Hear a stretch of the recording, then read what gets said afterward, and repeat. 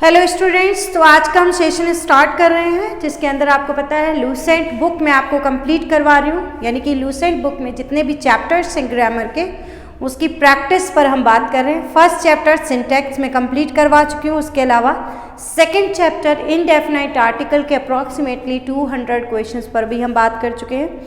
और जो कल का मेरा सेशन था जिसके अंदर हम इनडेफिनाइट आर्टिकल मतलब ए, एन और द तीनों के हम फिल इन द ब्लैंक्स पर बात कर रहे थे, जिसमें से मैंने आपको 25 क्वेश्चंस सॉल्व करवाए थे।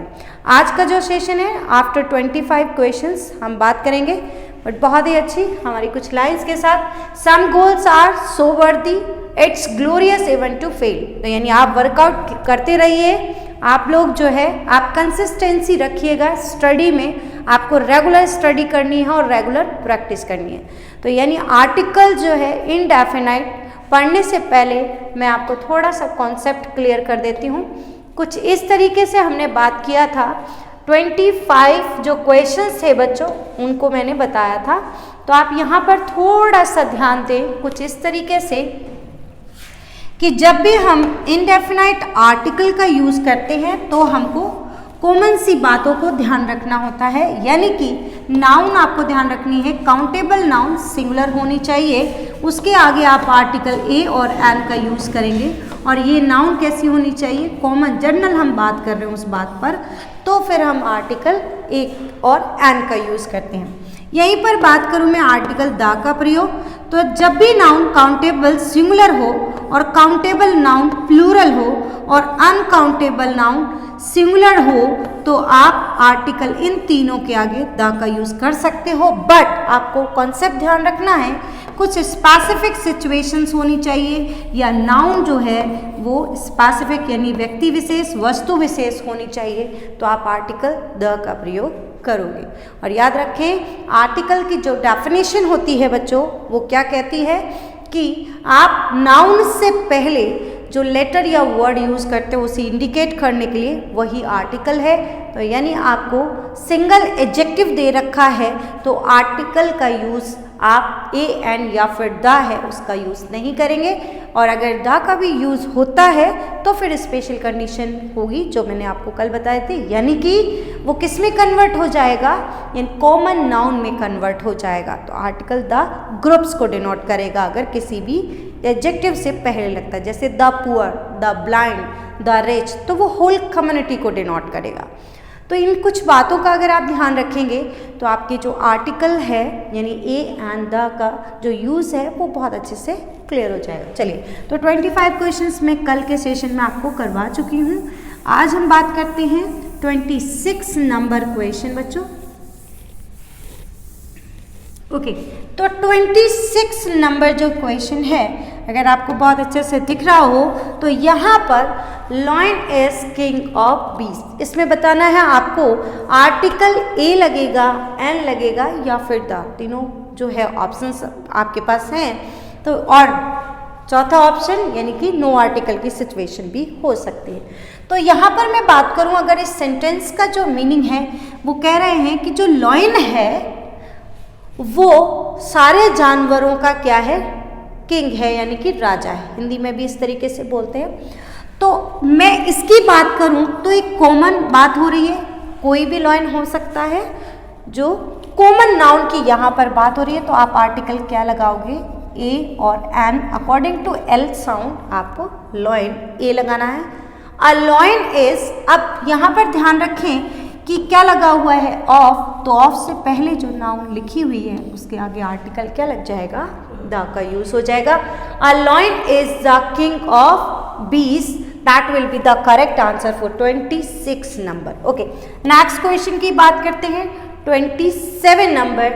तो यहाँ पर अगर आप ध्यान रखें तो ऑनेस्टी की बात हो रही है। तो सबसे पहले आपको ये ध्यान रखना है ऑनेस्टी जो शब्द है वो अनकाउंटेबल है, ठीक है, जिसका मतलब हम क्या बोलते हैं, ईमानदारी, अनकाउंटेबल नाउन सिंगुलर। तो आर्टिकल जो है बच्चों ए और एन ये तो आपका नहीं लगेगा। अब हमें ये देखना है कि अनकाउंटेबल नाउन सिंगुलर तो है, उसके आगे द लग सकता है, तो क्या कहीं इस नाउन को कौन सी ईमानदारी ये स्पेसिफाई किया गया है, नहीं किया गया है, दैट मीन्स द का भी यूज नहीं होगा। किसका भी यूज नहीं होगा बच्चों? द का भी यूज नहीं होगा, यानी कि नो आर्टिकल की सिचुएशन यहाँ पर होगी।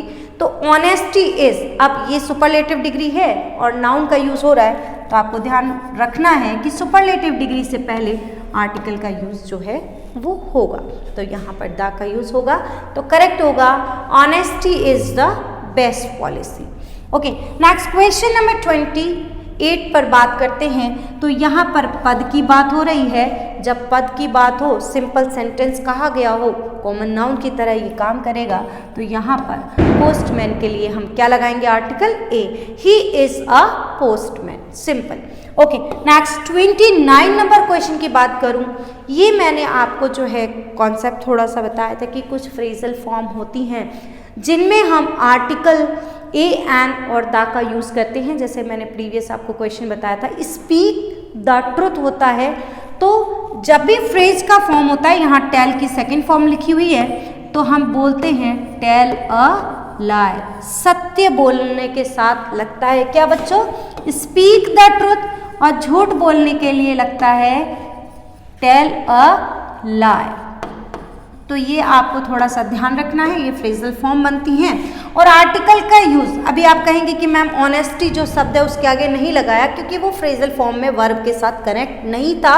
यहाँ पर ये भी अनकाउंटेबल नाउन सिंगुलर है और ये भी अनकाउंटेबल नाउन जो है सिंगुलर है, लेकिन इनके पहले आर्टिकल ए एन और द का यूज होता है बिकॉज ऑफ दिस वर्ब। ये वर्ब की कंडीशन के साथ था, तो हम आर्टिकल ए एन द का यूज करेंगे। तो यहाँ पर क्या लगेगा बच्चों? आर्टिकल ए का यूज होगा। आई होप बहुत अच्छे से क्लियर हो गया होगा। ओके, नेक्स्ट क्वेश्चन की तरफ बढ़ते हैं। Question number 30। तो यहाँ पर क्वेश्चन नंबर जो 30 है, novel you gave me is out of print. तो यहाँ पर ध्यान रखिएगा, नॉवेल की बात हो रही है जो आपने मुझे दी। कौन सी? यानी अब ये जो नॉवेल है वो काउंटेबल नाउन सिंगुलर है, साथ में आप देखिएगा व्यक्ति विशेष या मैंने कहा वस्तु विशेष अगर कर दिया जाए तो आप आर्टिकल का यूज उसके पहले क्या लगाएंगे? द का यूज करेंगे। तो यहाँ पर एप्रोप्रिएट जो आर्टिकल लगेगा that will be the novel you gave me, जो नॉवेल आपने मुझे दी थी, अब वो क्या है? Is out of. अब देखिएगा ऑफ की कंडीशन में मैंने बताया था जब का की का उसका कोई हिस्सा हो तो आप आर्टिकल नाउन से पहले लगा देंगे, अदरवाइज ऑफ के बाद जो नाउन लगती है उसमें आर्टिकल का यूज नहीं होगा। तो यहाँ पर जो है वो सेंटेंस में देखना है the novel you gave me is out of print. आप इसको थोड़ा सा देखिए, बहुत सारी ऐसी सिचुएशंस होती हैं जब आप उनको पढ़ेंगे तो आपको समझ आएगा कि मैं अगर इंग्लिश रीड आउट करता हूँ, सबसे ज़्यादा इम्पॉर्टेंट इंग्लिश के लिए आपको रीडिंग बहुत अपना करना है, यानी कि आप न्यूज़पेपर पढ़िए, अच्छी बुक्स पढ़िए, जिससे आपकी जर्नल जो है रीडिंग वो अगर आप करेंगे तो ये जो सेंटेंसेस या फिर आपको जो जर्नल सेंस जिसे हम कहते हैं वो क्लियर होगा। तो आप जब पढ़ोगे ना इस सेंटेंस को तो आपको समझ में आएगा कि आर्टिकल ए और एन का यूज़ इस टाइप से नहीं होता और कहाँ होता है, वो सेंस आपको मतलब आएगा अगर आप रीडिंग बहुत अच्छे से करते हैं तो। चलिए नेक्स्ट क्वेश्चन की बात करते हैं। 31 नंबर, अमेरिका इज, अब देखिएगा अमेरिका कहा गया है कि पूरे वर्ल्ड में सबसे अमीर अगर कोई देश है तो वो क्या है? अमेरिका। यहाँ पर सुपरलेटिव डिग्री लिखी हुई है तो हम क्या लगाएंगे? Article the. अगर सुपरलेटिव डिग्री में भी पॉजिटिव केस यानी कि हैज हैव की सिचुएशन होती है तो ए एन का भी यूज होता है, अदरवाइज आपको ध्यान रखना है कि सुपरलेटिव जो डिग्री होती है बच्चों उसके आगे आर्टिकल द का प्रयोग करना है। ओके, नेक्स्ट क्वेश्चन की तरफ बढ़ते हैं। 32 नंबर, आयरन इज, अब देखिएगा बहुत सारी मेटल में से आयरन एक यूजफुल मेटल है। इस टाइप का क्वेश्चन आपने आर्टिकल ए एन की जो प्रैक्टिस करवाई थी मैंने उसमें बताया था। तो यहाँ पर क्या लगेगा? ए। देखते ही अब आ जाना चाहिए क्योंकि आपने बहुत सारे इस टाइप के क्वेश्चंस सॉल्व किए हैं। ओके, नेक्स्ट क्वेश्चन है ही इज, यानी कि वो, हम यहाँ पर बात करेंगे जैसे बोलते भी हैं वो एक क्या है? भारतीय है। तो यहाँ पर क्या लगाओगे? एन, यानी ही इज एन इंडियन, लेकिन जो उसकी वाइफ है वो क्या है? यूरोपियन। और इसमें साउंड किसका आ रहा है? य का, दैट मीन्स आर्टिकल किसका यूज होगा, ए का यूज होगा। He is an Indian but his wife is a European. I hope clear हो रहा होगा। इसमें साउंड किसका है, ई का, तो हम क्या लगाएंगे, आर्टिकल एन। इधर द का यूज नहीं हो सकता क्योंकि कॉमन बात हो रही है, वो एक ऐसा व्यक्ति है, वो ऐसा व्यक्ति जैसे कहते हैं ही इज एन इंग्लिश, है ना, तो इस तरीके से यानी वो एक अंग्रेज है, तो आर्टिकल ए एन का यूज करते हैं। ओके, नेक्स्ट क्वेश्चंस की तरफ बढ़ते हैं। Question number 34 that is Andamans are. अब देखिएगा यहाँ पर जब भी ग्रुप ऑफ आइलैंड्स की बात हो बच्चों, तो आर्टिकल किसका यूज होगा, द का यूज होगा। ग्रुप्स होनी चाहिए, अगर आइलैंड्स का ग्रुप नहीं है तो हम आर्टिकल का यूज, जैसे जावा है, सुमात्रा है, ये जो आइलैंड्स हैं ये ग्रुप में नहीं है तो इनके साथ आर्टिकल का प्रयोग नहीं होगा। जैसे मालदीव्स है, अंडमान्स है ना, अंडमान निकोबार, और उसके अलावा दमन एंड दीव, तो ये आइलैंड ग्रुप में है तो हम इनके आगे क्या लगाएंगे, आर्टिकल द का प्रयोग होगा। तो यहाँ पर लगेगा द अंडमान्स आर। अब ये बोला है जो अंडमान से ऐसे बहुत सारे आइलैंड हैं, उनमें से भी एक ग्रुप है, अ ग्रुप ऑफ। देखिएगा अब आपने एक कंडीशन पढ़ी थी कि अगर हम ऑफ लगा रहे हैं तो ऑफ से पहले की नाउन जो है उसके आगे द लगता है, लेकिन आप समझिएगा यहाँ पर लिखा है द अंडमान्स आर। जो अंडमान्स है आइलैंड, वो ग्रुप है बहुत सारे आइलैंड का, एक समूह है। ये एक जो है ना यहाँ पर इसलिए लगा है क्योंकि हम किसकी बात कर रहे हैं, इस दा की, और इसको इंडिकेट करने के लिए हमने आर्टिकल लगाया। वो क्या है, वो एक ऐसी चीज़ है, तो हम क्या लगाएंगे उसके, चाहे आप ऑफ लगा रखा हो तो आपको क्या लगाना है, ऐसी कंडीशन में आर्टिकल ए का यूज करना। The Andamans are a group of islands. अब देखिएगा जो खाड़ी होती है बेटा, उसके आगे भी आर्टिकल द का प्रयोग होता है। केवल हडसन की खाड़ी से पहले आर्टिकल नहीं लगता, अदरवाइज जो खाड़ी होती हैं, बे होती हैं, गल्फ होती हैं, उनके आगे भी आर्टिकल द का प्रयोग होता है। तो यहाँ पर तो आप डायरेक्ट याद कर सकते हो, तो यहाँ पर क्या लगेगा, आर्टिकल द का प्रयोग होगा। ओके, नेक्स्ट क्वेश्चन नंबर 35 की तरफ बढ़ते हैं। सुषमा इज, अब देखिएगा फुलिश गर्ल, तो यहाँ पर ये एडजेक्टिव प्लस नाउन, तो क्या लगेगा, आर्टिकल ए लगेगा। कॉमन बात हो रही। 36 नंबर क्वेश्चन, लेकिन इसी सेंटेंस को कनेक्ट किया गया है, बट रजनी, यहाँ से मैं फुल स्टॉप भी हटा रही हूँ बेटा क्योंकि इसी सेंटेंस को नंबर दे दिया गया है, लेकिन सेंटेंस एक ही है। Sushma is a foolish girl but Rajni अब इंटेलिजेंट गर्ल है, तो रजनी की बात हो रही है तो हम आई के साउंड के हिसाब से क्या लगाएंगे, N. Okay, next question number 37।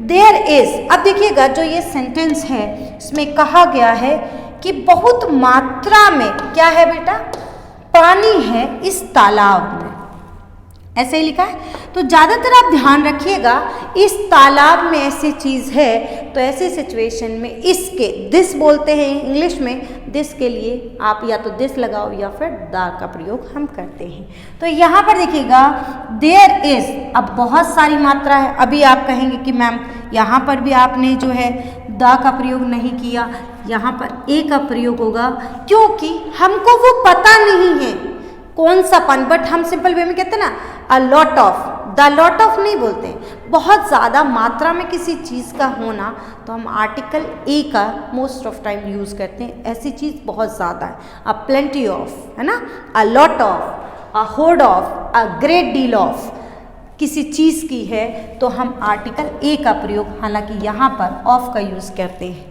किया हुआ है। तो आपने अगर पूरी प्रैक्टिस की है तो आपको मैंने यही चीज़ समझाने की कोशिश की है, जहाँ कॉन्सेप्ट लग रहा है उसको थोड़ा समझिएगा, और उसके साथ जहाँ कॉन्सेप्ट ब्रेक हो रहा है तो वो क्यों ब्रेक हो रहा है वो थोड़ा सा आप अगर समझेंगे तो आपके आर्टिकल जो चैप्टर है बहुत अच्छे से क्लियर होगा आपको। तो यहाँ पर लिखेंगे there is a great deal of water, पानी का बहुत ज़्यादा जो है मात्रा है, किसमें, इस पॉन्ड में, तो हम या तो दिस लिखें या फिर क्या लिखूं मैं, द हाईलाइट किया जा रहा है, इसी तालाब में बहुत मात्रा में क्या है बेटा, पानी है। ओके, ये डिटर्मिनर के फॉर्म में कन्वर्ट होता है। नेक्स्ट 38 नंबर, ये लिखा है word to wise is sufficient. तो ध्यान से समझिए, ये एक तरीके से प्रोवर्ब भी कही जाती है कि समझदार व्यक्ति को इशारा ही काफ़ी है ना, या फिर कहते हैं कि बुद्धिमान लोगों को इशारा ही काफ़ी है, जैसा इस सेंटेंस में लिखा हुआ है। यानी कि एक इशारा, एक इशारे के लिए आप क्या लगाओगे, आर्टिकल ए का, द वर्ड मत कीजिएगा, एक इशारा ही काफ़ी है। अब देखिए बेटा, यहाँ पर ये जो वाइज शब्द है उसके आगे आप देखिएगा ए एन का तो यूज होगा नहीं, क्योंकि इसके साथ में क्या नहीं है, क्या नहीं है बच्चों, इसके साथ में नाउन नहीं दे रखी, मतलब नाउन नहीं है, तो हम ए एन तो नहीं लगाएंगे। लेकिन मैंने अभी कहा था कि अगर एडजेक्टिव है दा का यूज कर सकते हो, जो पूरे ग्रुप को डिनोट करते हैं, क्योंकि यहाँ पर किसकी बात हो रही है, पीपल मतलब लोगों की, मतलब नाउन की। एक इशारा ही काफ़ी है, किसके लिए, बुद्धिमान लोगों के लिए। तो द वाइज का मतलब यहाँ पर पूरी कम्युनिटी को डिनोट कर रहा है। और इस अ वर्ड के लिए देखिए आर्टिकल क्या लगा हुआ है बच्चों, इज का प्रयोग, मतलब हेल्पिंग वर्ब क्या लगी हुई है, सिंगुलर। तो लिखा जाएगा a word to the wise is sufficient. एक समझ यानी कि समझदार लोगों को एक इशारा ही काफ़ी है, होल ग्रुप को डिनोट कर रहा है। आई थिंक बहुत अच्छे से क्लियर हो गया होगा ये कॉन्सेप्ट। ओके, नेक्स्ट क्वेश्चन की तरफ बढ़ते हैं बच्चों। That is question number 39। लिखा है अर्थ मूव्स। बहुत सिंपल सा है कि अर्थ है, सन है, मून है, डेजर्ट है, डैम है, कैनाल है, इनके आगे आर्टिकल द का प्रयोग होता है। तो द अर्थ मूव्स राउंड, और सन के आगे भी क्या लगेगा, द का यूज होगा। इस टाइप के क्वेश्चंस तो आपने काफ़ी देख लिए हैं, तो आपको क्लियर होंगे I think. Okay, next question number 40 की तरफ बढ़ते हैं।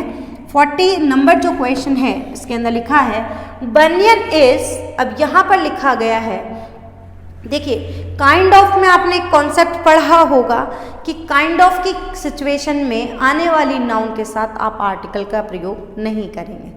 आई hate this kind of people, जैसे बोलते हैं ना, आई hate this kind of people,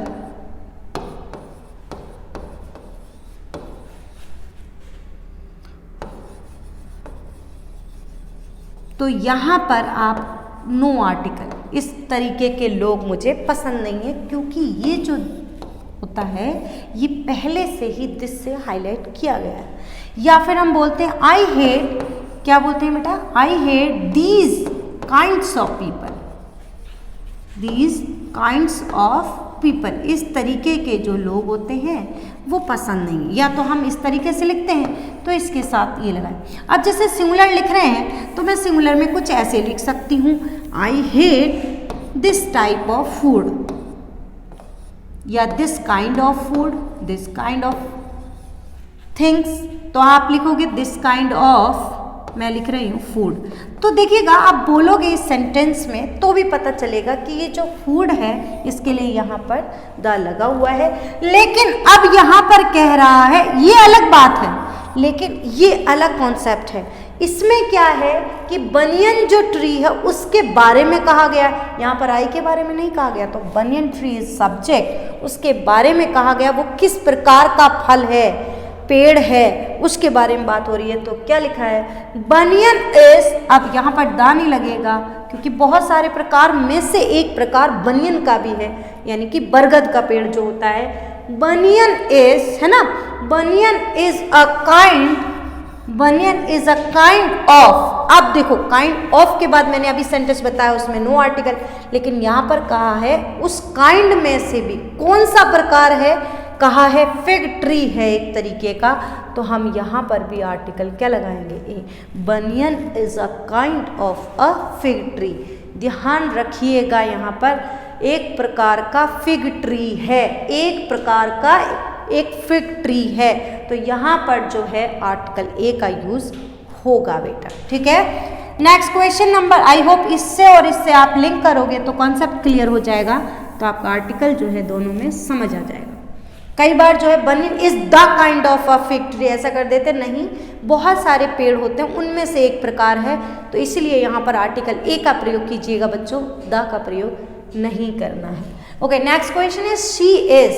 अब देखिएगा आपने अगर थोड़ा सा ध्यान दिया हो तो कंपैरेटिव डिग्री से पहले भी आर्टिकल का प्रयोग नहीं होता है, ठीक है।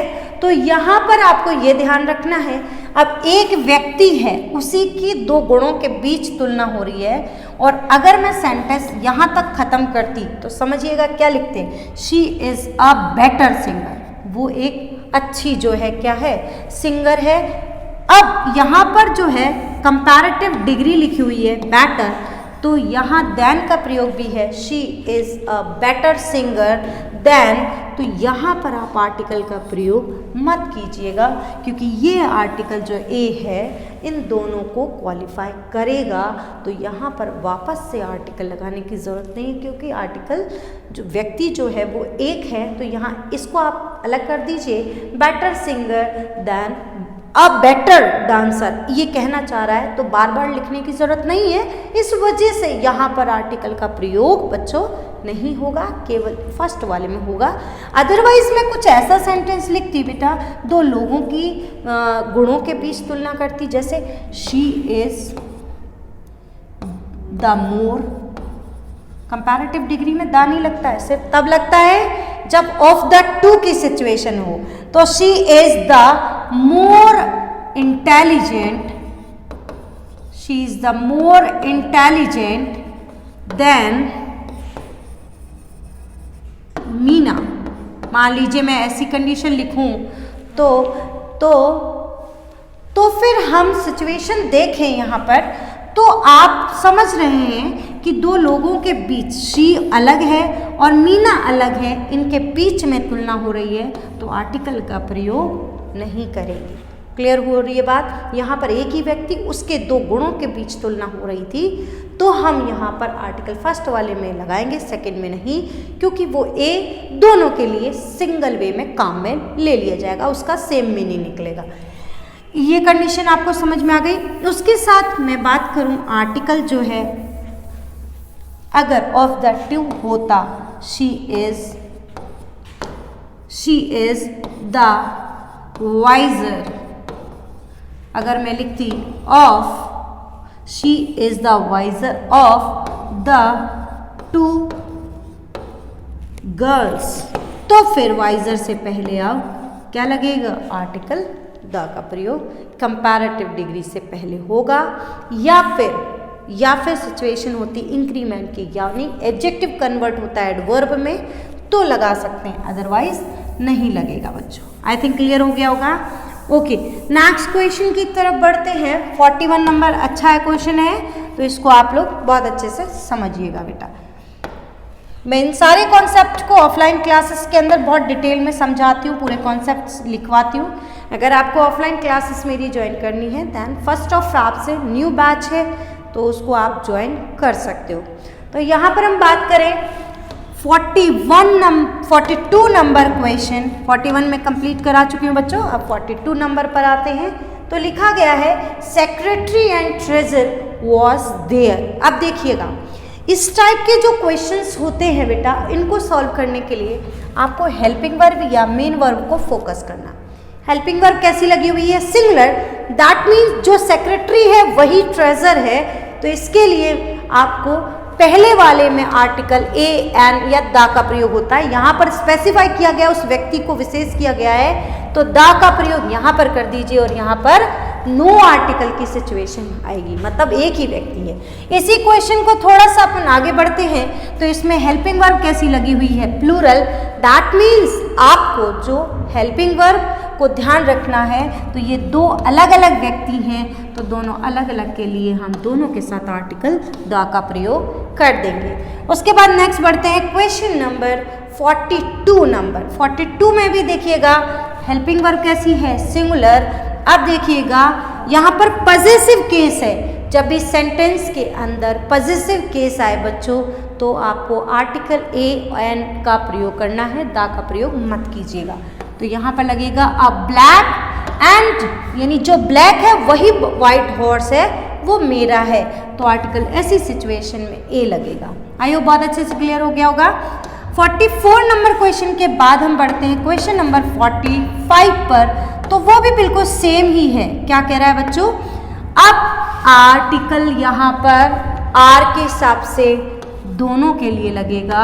अलग अलग हॉर्सेस की बात हो रही है, दैट मीन्स यहाँ पर आर्टिकल ए और यहाँ पर भी ए का यूज होगा। आई होप क्लियर हो गया होगा ये क्वेश्चन। ओके, तो अब हम नेक्स्ट क्वेश्चन की तरफ बढ़ते हैं बच्चों। नेक्स्ट क्वेश्चन है हमारा 46 नंबर। 46 नंबर जो क्वेश्चन है बच्चों, तो उसको बहुत अच्छे से आप ध्यान दीजिएगा। लिखा है ही इज गोइंग। अब इन ऐसी बहुत सारी प्लेसेस होते हैं जो जिसके लिए वो बने हैं। जैसे I am going to bed, मैं सोने जा रहा हूँ, ऑब्वियस है सोने के लिए बेड बना है। लेकिन कोई व्यक्ति अगर बेड पे बैठा है या कोई बच्चा जो है बेड पे जंप कर रहा है, तो ही इज जंपिंग, क्या बोलेंगे, इन द बेड ना, वो जंप कर रहा है किसके ऊपर, बेड पर। He is sitting in the bed, तो हम द लगाएंगे। लेकिन यहीं पर अगर वो सोने जा रहा है जिसके लिए बेड बना है, हॉस्पिटल है, मंदिर है, जैसे व्यक्ति पूजा करने जाते हैं, भगवान को प्रे करने जाते हैं, तो ऐसी सिचुएशन पे आप उन प्लेसेस के आगे आर्टिकल का प्रयोग नहीं करेंगे। अब यहाँ पर जैसे पेशेंट्स को भेजा जाता हॉस्पिटल, तो द हॉस्पिटल नहीं होता, लेकिन लिखा है ही इज गोइंग टू। अब जो है यहाँ पर दा लगेगा क्योंकि वो अपने दोस्त को मिलने जा रहा है। पूरा सेंटेंस आप समझेंगे ना तो आपको आर्टिकल ए एंड दा का यूज समझ में आ जाएगा। ओके, नेक्स्ट क्वेश्चन नंबर 47 की तरफ बढ़ते हैं। Faster means of travelling is, जो सबसे ज्यादा फास्ट सुपरलेटिव डिग्री है the fastest means of travelling. Travelling का एक जो फास्टेस्ट तरीका है वो क्या है बेटा, एक एरोप्लेन से जाना, तो यहाँ पर एन का यूज होगा। अदरवाइज आपको मैं एक और चीज बता दूं कि बाय का जब हम प्रयोग करते हैं तो आर्टिकल द या फिर ए या फिर एन का प्रयोग मोड ऑफ ट्रांसपोर्ट अगर होता है तो नहीं लगता। अगर मैं यहीं पर लिखती बाय एयर तो आप ऐसी कंडीशन पे नो आर्टिकल, लेकिन यहाँ पर उस चीज की बात हो रही है। अगर कार भी होती तो फिर हम बाय अ कार नहीं लिखते, लेकिन एरोप्लेन की तुलना बाकी की चीज़ों से की जा रही है, इस वजह से यहाँ पर जैसे मैं बोलती he is going by a car नहीं होगा बाय कार, यहाँ पर तुलना हो रही थी, इस वजह से कंपैरेटिव यानी कि फॉर्म आ रहा था। वैसे ये यहाँ पर क्या लगी हुई है, सुपरलेटिव डिग्री, इस वजह से आर्टिकल यहाँ पर एन का प्रयोग होगा, अदरवाइज नहीं होगा। अगर कोई व्यक्ति किसी से जा रहा है तो आप बाय के बाद प्रपोजिशन लगा है तो no article. Okay, 48 number question, children go to. अब देखिएगा यहाँ पर पूरी कम्युनिटी को बात कर रहे हैं, तो द चिल्ड्रन गो टू, बच्चे के कहाँ जाते हैं, पढ़ाई करने, तो लर्न सीखने जाते हैं, तो यहाँ स्कूल से पहले नो आर्टिकल लगेगा, जो मैंने अभी आपको 46 नंबर क्वेश्चन के अंदर समझाया था बच्चों। ओके, नेक्स्ट क्वेश्चन की तरफ बढ़ते हैं। तो नेक्स्ट क्वेश्चन जो है दैट इज 49 नंबर बच्चों। तो 49 नंबर को बहुत अच्छे से समझिएगा। The patient has not slept, मतलब जो पेशेंट है वो सो नहीं पाया। तो देखिए ऑल के बाद कहा जाता है ऑल द स्टूडेंट्स, तो हम ऑल के बाद में आर्टिकल का प्रयोग करते हैं किसके पहले, नाउन के पहले। लेकिन अगर किसी ड्यूरेशन की बात हो रही है, यानी कि ऑल जो है टाइम को डिनोट, टाइम के साथ आ रहा हो बेटा, तो आप उस टाइम से पहले द का प्रयोग मत कीजिए, ए एन का तो यूज़ वैसे भी नहीं होगा, तो यहाँ पर नो आर्टिकल की सिचुएशन आएगी। ये भी क्वेश्चन नंबर 49 आपको ध्यान रखना है, ठीक है। Next question 50 number, dinner was not properly, ये बेटा प्रॉपरली है, प्रॉपरली सर्व, यानी कि जो डिनर है उसको सही तरीके से सर्व नहीं किया गया। अब यदि आप समझो तो इस सेंटेंस में कहने के बाद है, जब हम किसी व्यक्ति को बता रहे हैं कि भैया डिनर जो है वो अच्छे से सर्व नहीं हुआ था, तो यानी वो भी डिनर पे हमारे साथ गया हुआ। तो यहाँ पर स्पेसिफाई करने की वजह से आर्टिकल किसका प्रयोग होगा, द का यहाँ पर प्रयोग होगा। द डिनर, वो डिनर जो सर्व किया गया था वो सही तरीके से नहीं किया गया था। तो ये 50 क्वेश्चंस मैंने आज के सेशन में यानी कि 25 क्वेश्चंस कंप्लीट कराए। कल का जो सेशन होगा उसके अंदर भी हम फर्दर क्वेश्चंस पर बात करेंगे बेटा। आई होप आप लोगों को ये जो मैंने क्वेश्चन सॉल्व कराए वो क्लियर होंगे। नहीं हो तो कोई डाउट हो तो आप मुझे टेक्स्ट कर सकते हैं। तो तो फिर मिलते हैं नेक्स्ट सेशन में। Thank you students.